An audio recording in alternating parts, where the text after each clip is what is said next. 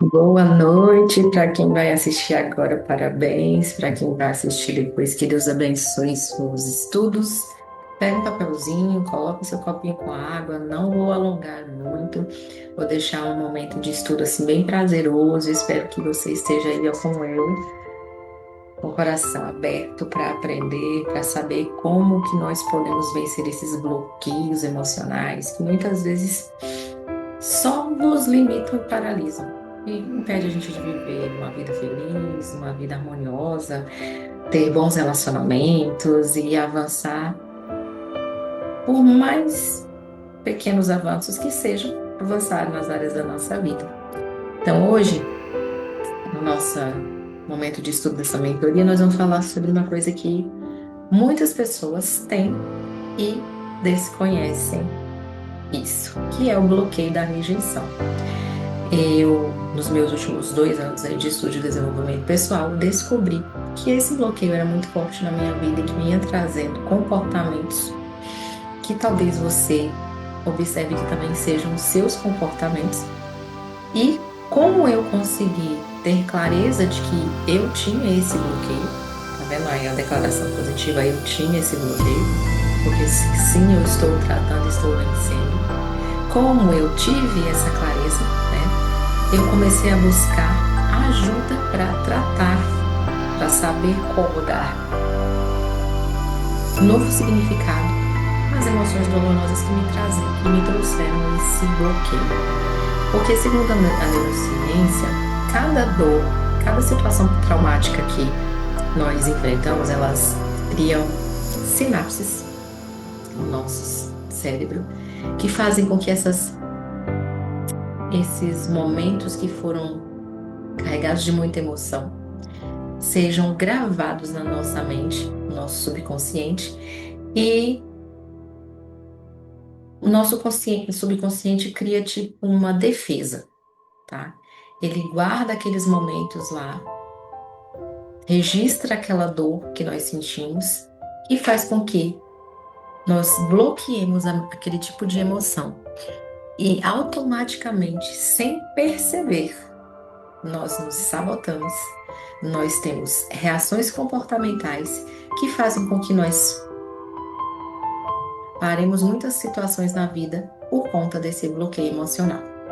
Vou falar para você aqui algumas situações que talvez sejam gatilhos de padrões comportamentais que identifique, né? Você vai se identificar, não, isso acontece comigo, isso também acontece comigo.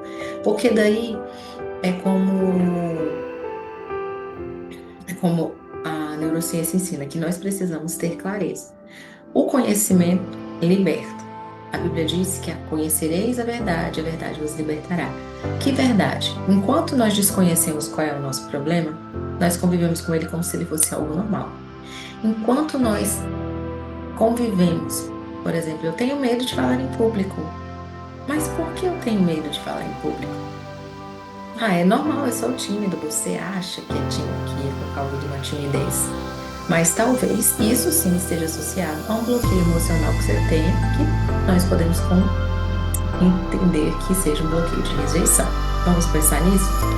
Uma frase que eu quero trazer para vocês refletirem agora é uma frase de Joyce Meyer, ela tem um livro chamado A Raiz de Rejeição, que nós vamos fazer uma viagemzinha sobre algumas falas dela nesse livro, que são muito importantes e muito pertinentes para esse momento. Ela diz assim: a rejeição é uma mentira que tenta te convencer de que você não é amado, não é amada. E essa é uma verdade.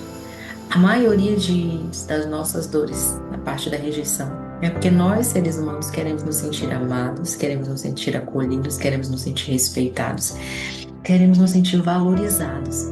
Então, quando nós não temos na infância esse tipo de acolhimento, não nos sentimos amados dessa forma, nós nos sentimos rejeitados. Até porque a leitura infantil sobre amor, sobre acolhimento, é diferente da nossa leitura adulta.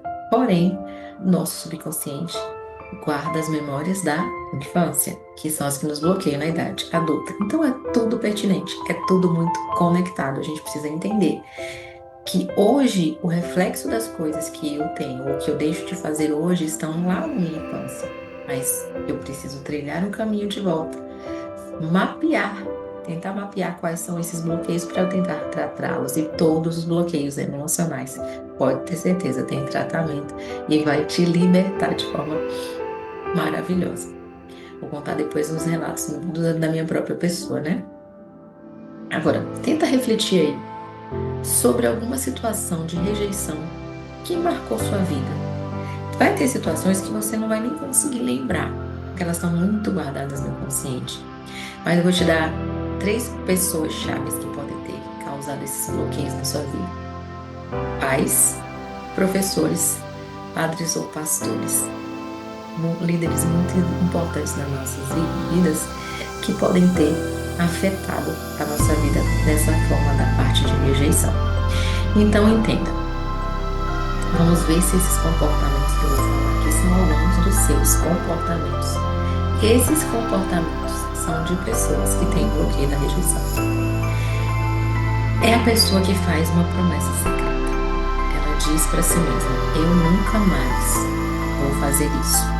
Ou nunca mais vão me humilhar. Ou diz para si mesmo: nunca mais vão rir de mim. Ou eu nunca mais vou me sentir assim.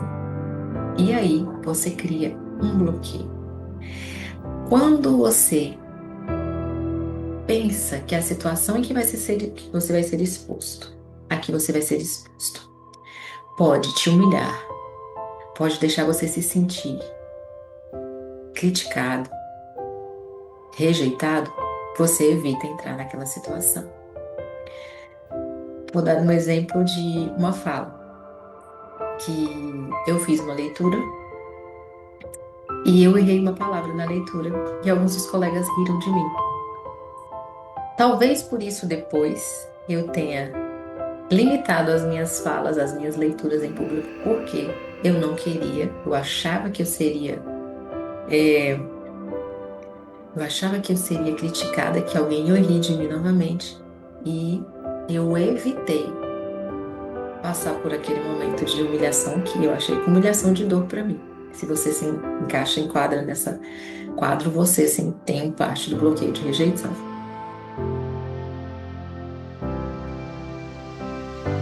Vamos lá para o segundo ponto. Fingir que não quer chorar. Você está ali engolindo o choro em muitos momentos, mas você não chora. Porque em algum momento você já foi ferido na hora do choro, alguém disse para você: engole o choro, não é para chorar. E quando você sente aquela sensação de que você foi machucado, que você foi ofendido, que você foi humilhado, você quer chorar, mas mesmo assim você segura. E a promessa secreta está lá: eu não vou chorar na frente de ninguém. Justamente para isso, para não se sentir rejeitado, para não se sentir criticado, para não se sentir não amado. Terceiro comportamento que nós temos: autodefesa. Sabe aquela pessoa que está sempre de cara fechada? Aquela pessoa sisuda, que você não tem acesso a ela? Essa pessoa, ela se mantém assim porque muitas vezes ela pensa que se ela abrir o acesso para você, o que vai acontecer? Se eu abrir acesso, se eu gostar daquela pessoa, vai que ela me abandona, vai que ela vai embora, que ela me deixa. Então, muitas vezes, é uma autodefesa essa se manter longe do outro, intocável, fechado, para que eu não me sinta machucado, eu não sofra a dor da rejeição ou do abandono. E talvez seja assim que eu me sinta. Quarta característica do comportamento de quem se sente rejeitado: se justifica por tudo. Ah, não, é porque eu fiz isso por conta disso. Ah, eu agi assim por causa disso. A pessoa está se justificando por tudo e para todos. Por quê? Ela tem necessidade de ser aprovada. Ela sente que se ela não ficar em sua defesa, não se levantar em sua defesa, ninguém vai defendê-la. E ela quer se sentir amada, ela quer se sentir aprovada, ela quer se sentir validada, ela quer se sentir cuidada. Então, nesse momento, o que é que acontece? Ela se justifica. E talvez este seja o seu ponto. Talvez você se sinta assim muitas vezes. E por isso, você deixa de ter alguns relacionamentos ou deixa de acessar certos lugares. Por quê? Porque você tem medo de ser rejeitado. Tem mais um comportamento, né? Na realidade, são mais dois. E esses aqui também são bem característicos. A pessoa se doa demais. Ela fica meio que querendo comprar o amor do outro. Ela dá presentes, ela se disponibiliza para fazer tudo pelo outro. Ela tá sempre se colocando como aquela que ajuda todo mundo, porque ela não quer se sentir rejeitada, ela quer se sentir amada, ela quer se sentir valorizada, ela quer que as pessoas sintam sua falta, que a sua presença é importante. Então ela acaba se doando demais pelo outro, fazendo mais pelo outro do que por si mesmo. E o mais evidente de todos os comportamentos, a pessoa se torna uma pessoa muito perfeccionista. O perfeccionismo não é ruim, porém, se o perfeccionismo vier acompanhado de necessidade de aprovação, de validação, do medo de ser, de medo de errar e do medo de ser rejeitado e criticado, isso causa um problema para a pessoa. Por quê? Nunca vai estar bom o suficiente, nunca vai estar perfeito o que ela fizer se o outro não validar. Se isso, o que vão pensar de mim? E se não gostarem? Aí são coisas que passam na cabeça do perfeccionista, como era o que acontecia comigo. Bom, mas se nós falamos desses 6 pontos aí, que são pontos cruciais para você identificar se esse é o seu comportamento, o comportamento da pessoa que tenha bloqueio de rejeição. Identificou? Você se viu em alguma dessas falas que eu falei para você? Então, deixa eu te dizer. Quando uma pessoa tem um bloqueio de rejeição, o que é que acontece com ela? Ela é uma pessoa insegura, uma pessoa que tem medo, necessidade de aprovação. Ela se auto-sabota muitas vezes, ela sempre começa uma coisa e não termina, ela tem medo de ir em frente para começar, para dar continuidade às coisas. Ela precisa muito que o outro diga algo sobre ela. Você vai lá, faz algo para alguém, você quer que alguém te diga se está bom, se está ruim, porque você mesmo não acredita em si, você é uma pessoa insegura. Então, ela acredita nesse tipo de mentira: eu não sou amada, eu não sou boa bastante, sempre me deixam de lado, ninguém lembra de mim. Então, até o vitimismo começa a se tornar forte na vida dela, porque, segundo a neurociência, o cérebro registra a rejeição que a gente acredita, né, que viveu, o abandono que a gente acredita que viveu, como uma dor. E uma dor que ela é real. Então, ela ativa aquele sistema de recompensa do cérebro que faz com que você se defenda, ficando como? Se distanciando do outro, não dando continuidade às coisas que você acredita. Então, se você está nesse processo de conhecimento, de identificar que você tem um bloqueio da rejeição, agora é preciso que você comece a fazer uma ressignificação dessas crenças. Primeiro, a neurociência declara que nosso cérebro, ele tem a capacidade de se renovar. E é o que ele chama de neuroplasticidade, capacidade de trazer novas conexões, novas crenças no lugar das antigas. Então, se o meu pensamento é eu não sou amado, vamos começar a substituir a palavra eu não sou amado por eu sou amado. Por isso eu gosto muito de falar sobre as palavras que nós damos novo significado. Se tem alguém que você consegue lembrar, que foi alguém que te bloqueou, lembra dos 3 P's que eu falei? Pais, professores, padres e pastores? Eles trouxeram uma carga de bloqueio, você achou que na sua infância eles foram responsáveis? Tenta trazer à memória o nome daquelas pessoas e tente dizer essa frase: não é sobre. Eu não sou essa situação. e essa situação não me define.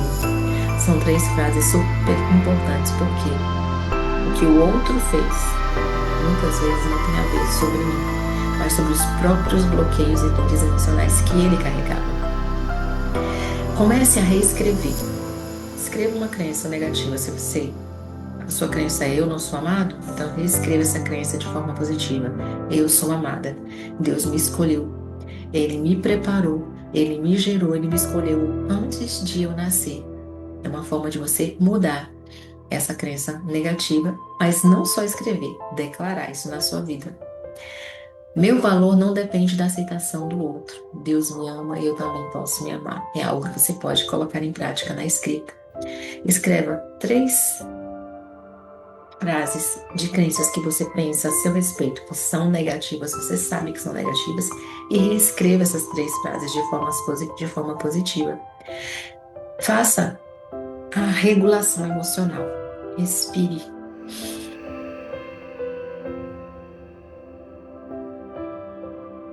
Respire 3 respirações profundas para que você comece a oxigenar o seu cérebro, trazer clareza ao que está acontecendo, por que aquela sensação está vindo, por que eu tenho medo de falar em público, por que eu não quero me posicionar muitas vezes para que eu possa trazer clareza para mim, que aquele momento que eu estou vivendo é um bloqueio, é algo que eu posso vencer e eu tenho que dizer para mim mesmo, eu não sou essa situação não me define. Isso não é sobre mim. Porque quando você começa a trazer um novo olhar sobre o que você está vivendo, a sua mente começa a mudar. E é essa neuroplasticidade que a neurociência nos ensina para que nós possamos fazer coisas simples para transformar algo que nos limita. Tem um versículo que a Bíblia que eu separei aqui, que é sobre o livro de Joyce, que ela fala, né, da regeneração. Inclusive eu vou adquirir esse livro porque eu ouvi o audiobook, estou na leitura do livro do PDF, mas eu quero ter, assim como eu indico para vocês, né, esse que é O Campo de Batalha da Mente, da Joyce Meyer também, que fez uma grande diferença na minha vida. Ter esse olhar para que a nossa mente, ela conduz toda a nossa vida. E ela pode nos limitar, nos bloquear, ou ela pode nos ajudar e nos destravar, porque é dentro da nossa mente que estão os nossos sentimentos, que são as nossas emoções, que estão aqueles bloqueios que estão lá no nosso subconsciente, mas que acabam refletindo e reverberando por toda a nossa vida se nós não damos novo significado e não mudamos nossas palavras, os nossos pensamentos. Então, escreva 3 crenças negativas que você tem a seu respeito. Eu não sou amado. Ninguém quer me ouvir. Ninguém me procura, eu não sou importante. E coloque 3 pensamentos ou 3 afirmações positivas no lugar delas. Esse versículo diz assim: mesmo que meu pai e minha mãe me abandonem, o Senhor me acolherá. Então, mesmo que vem aquele sentimento de que você é rejeitado, que você é abandonado, que você é criticado, que você é humilhada, lembre-se, mesmo que qualquer pessoa, mesmo que os meus pais que me dizem que me amam tanto, que são a minha referência, me abandonarem, eu tenho acolhimento no Senhor. É o Salmo 127, no versículo 10. Você pode declarar também a palavra de Deus. Quando a Joyce Meyer fala sobre como mudar aqui nossos pensamentos, como vencer nesse campo de batalha que é a nossa mente, as sugestões dela é fazer o uso da palavra de Deus. Então, se você também acredita, procure versículos que tenham a ver com o que você está passando e escreva, aprenda, leia.